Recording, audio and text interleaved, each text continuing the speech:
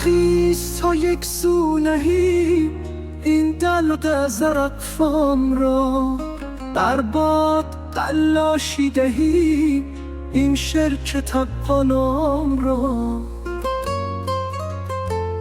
هر ساعت از نو قبلهی با بت پرستی می رود، توحید بر ما عرضه کن تا بشکنیم اصنام را. می با جوانان خوردنم باری تمنا می کند، تا کودکان در پی فتند این پیر درد و شام را.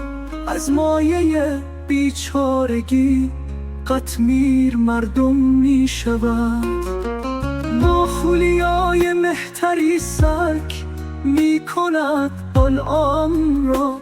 زین تنگنای خلوتم خاطر به صحرا می کشد، کز بوستان باد سحر خوش می دهد پیغام را.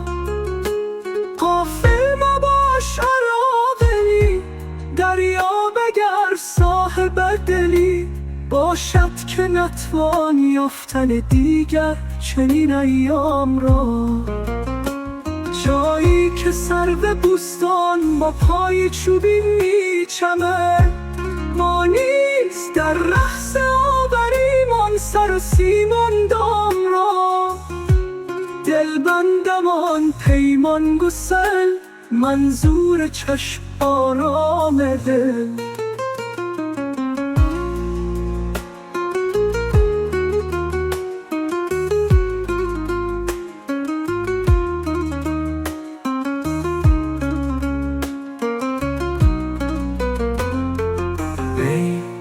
ای دل آرامش مخوان که از دل ببرد آرام را.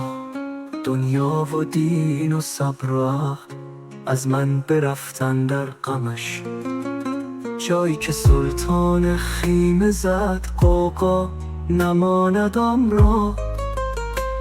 باران اشکم می رود و ابرم آتش می جهد، با پختگان گوی این سخن سوزش نباشد خام را.